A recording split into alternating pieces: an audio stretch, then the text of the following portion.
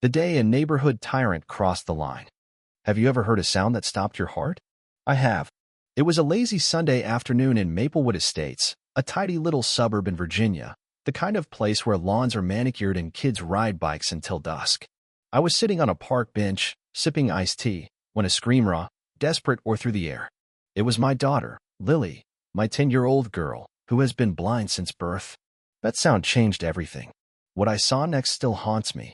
Margaret Hensley, our HOA president, looming over Lily, a leather strap in her hand, her face twisted with rage. She was screaming about rules and property lines, as if that excused whipping a child who couldn't see where she stepped. I'm not just Lily's father. I'm a federal judge. And Margaret had no idea the storm she'd just unleashed. My name is Edward Harper, and I live on Cedar Lane in Maplewood Estates. To my neighbors, I'm just the quiet widower who walks his daughter to the park every weekend. I've spent 25 years in courtrooms, 15 as a prosecutor, 10 as a federal judge, but I keep that to myself. Power changes how people see you, and I wanted a normal life for Lily. She's my world. Born blind due to a rare condition, she's never let it dim her spirit.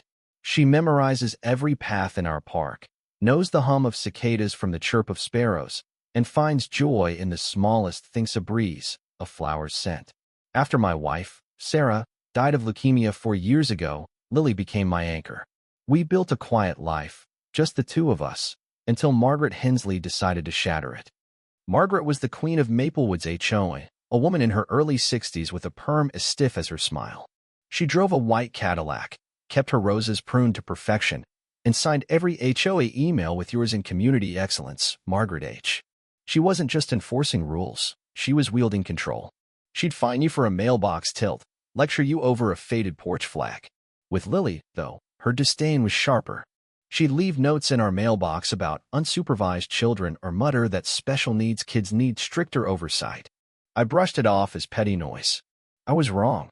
That Sunday, Margaret didn't see a child. She saw a flaw in her perfect world and she attacked. It was a warm April day, the park buzzing with kids. Lily loved these outings, tapping her cane along the gravel path, counting steps to the swings. I sat nearby, close enough to watch, far enough to let her feel free. Then came the shouting Margaret's voice, shrill and unhinged. Then Lily's scream. I dropped my tea and ran. There she was, my girl, curled on the ground, her cane snapped in half. Margaret stood over her, mid-swing with a strap she'd grabbed from a maintenance worker's cart. She'd hit Lily 3 times her arms, her back because Lily had wandered onto a mulched garden bed. I roared Margaret's name, yanking the strap away. She's ruining the landscaping. Margaret shrieked, eyes wild. These kids don't belong here. Lily was trembling, her glasses lost in the dirt. I knelt beside her, whispering, I've got you, sweetheart. A crowd had gathered.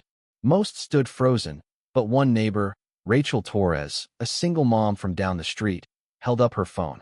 I recorded everything, she said, voice shaking. Margaret didn't flinch. Call the police, she sneered. I'm the HOA president.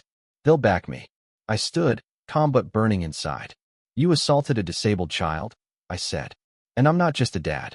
I'm Judge Edward Harper, badge ID 47219. Her smirk faded. I dialed 911 on speaker. This is a federal judge reporting a felony assault on a minor. Suspect is on scene. Send units now. The park went silent. Margaret stammered, You're not a judge. But the guests around us told her otherwise. Deputies arrived in minutes. I knew one deputy, Tom Reese, from my prosecutor days. He looked at Lily's bruises, then at Margaret. Hands behind your back, ma'am. As cuffs clicked, someone muttered, She's done. Margaret screamed about her rights as they led her away. I took Lily home, called our doctor, and documented every mark. Rachel sent me her video. Other neighbors emailed their clips and statements. The untouchable Margaret Hensley was unraveling. You'd think cuffs would end it, but people like Margaret don't quit. She hired a lawyer, spread lies that Lily had provoked her, that I'd faked my judge status to frame her. She even offered a settlement cash and an apology to drop charges. I refused. This wasn't about money, it was about justice. I called Detective Laura Bennett, a state investigator I'd worked with before. I gave her Rachel's video, Lily's medical records, and years of Margaret's HOA notes. Bennett called it targeted abuse of a disabled minor. I didn't stop there. I filed a complaint with the U.S. Attorney's Office under the ADA and federal hate crime laws. Margaret's case wasn't just local anymore. I also went to the next HOA meeting, me first ever. The room hushed as I walked in. I set down a stack of legal documents and said, "Margaret Hensley beat my blind daughter over a garden bed." This was no mistake. It was recorded, witnessed, and deliberate. As a federal judge, I'm ensuring she faces the law's full weight, not because I'm angry, but because no child should fear this park. The room erupted in murmurs. A board member, Greg Walsh, moved to remove Margaret as president. The vote was unanimous. By morning, a court order banned her from HOA leadership. The trial came fast. Margaret's lawyer painted her as a stressed woman enforcing order. But Rachel's video clear, damning showed the truth. I testified, voice steady, about Lily's blindness, her resilience, and Margaret's cruelty. This isn't about rules, I told the jury. It's about humanity. They deliberated for 2 hours. Guilty on all counts: felony assault, ADA violations, hate crime enhancements.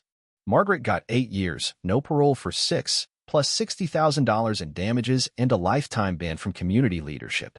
She left the courtroom in cuffs, silent at last. Maplewood changed. The HOA collapsed, then reformed with Rachel on the new board. We built an accessible playground, tactile paths, braille signs named Lily's Haven. Neighbors started a book club, accessibility workshops, and even learned basic sign language.